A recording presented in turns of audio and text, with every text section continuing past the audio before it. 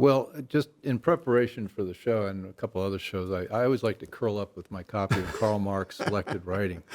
And the Well, dog-eared, I see, yeah. well, dog-eared. Well, the Communist Manifesto I read pretty carefully just because it's so really, what a work of fiction. Yeah.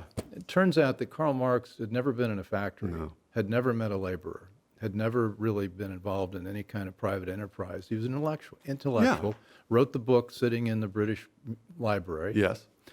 And he based a lot of it on reports from problems in factories that have been put together by agencies. I don't know what people are doing in England in 1840 or 1850 when he was writing, but it turns out that all the stuff that he claimed as terrible practices, 10, 20 years on, those industries, those factories, had fixed all the problems. Absolutely. Because they couldn't afford to have anybody working in those conditions. They wouldn't attract employees. Their customers wouldn't like buying from somebody Right. that was producing stuff in a bad factory. So the industry self-regulated. Absolutely. I mean, and we have to always remember that in a competitive environment, there's competition for labor. So it's not like, okay, there was just one factory and everyone had to work in that one factory. And as the country got more prosperous, in this case, England, there was even more competition for labor. Bill, what I think is the sort of most telling prediction of Marx in the Communist Manifesto is he claimed that the wages of workers should go down under what he called capitalism. And in fact, factories just a few miles away from where he was writing that at the time, wages were going up rather than down. So in other words, economic realities said exactly the opposite of what his theory said.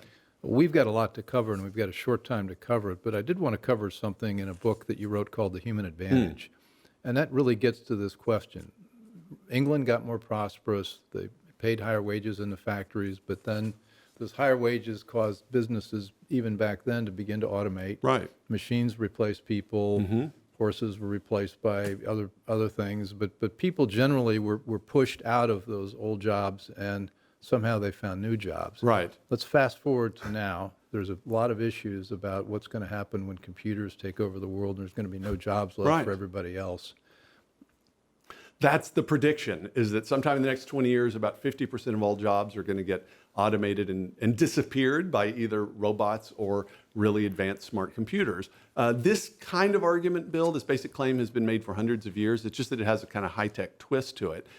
If that were true, if new technology permanently created unemployed people, all of human history would be a long, depressing story of increasing unemployment. But of course, that's not what happens. What happens is that, yes, some old ways that we do things become obsolete, and we find more efficient ways of doing it. But that opens us up to new and very often much better things and new jobs that we need to do. Now, I'm not saying there's not going to be a problem. I do think that automation is going to lead to disruption. But the problem is not permanent technological unemployment. It's, okay, what do we do to help people transition during that disruption so that they find new and better and more productive things to do? Well, it's also true, though, that there are many people that are not going to be able to make that transition. If you've been working in a factory and you're now expected to go be a healthcare worker, you may not have the skills. But I think we are saying that from generation to generation, we're wildly adaptable. Absolutely. And people are trained to go into these new occupations which didn't exist before. No, that's right. And I actually think, if anything, we're more adaptable now. If you think of someone at the time of the American founding, right, at 1776, they lose their family farm.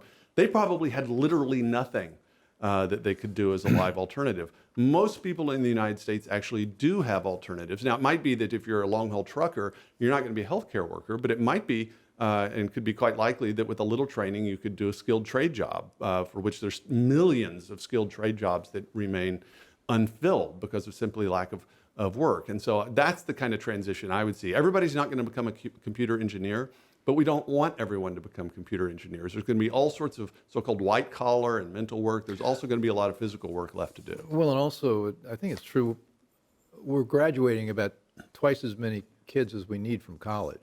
Well, that's exactly right. I mean, we're preferring there college. Are tens of millions of jobs that are going, that are open. Yeah, and going unfilled because we have for decades preferred college education. There's a kind of elitism. There is, that it's somehow that's inappropriate to human dignity to, say, be an electrician or a painter or a landscaper. I think that's a serious mistake, and I'm glad to see that some policymakers are starting to realize that.